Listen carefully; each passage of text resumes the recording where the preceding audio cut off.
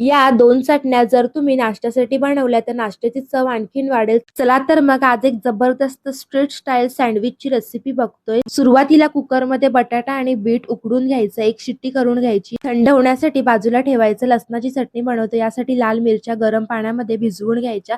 पाणी काढून मिक्सरच्या भांड्यात घालायचं. लसणाच्या पाकळ्या घालायच्या, ब्रेडचे तुकडे घालायचे जेणेकरून चटणी घट्ट होते.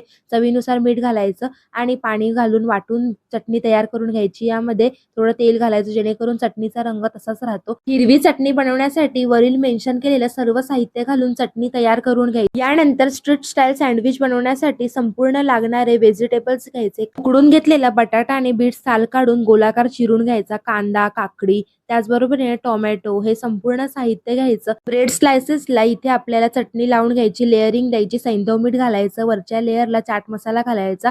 इथे आपले सँडविच तयार झालेले आहे. रेसिपीचा इन डिटेल व्हिडिओ त्रिकोणावर क्लिक केलं की मिळून जाईल.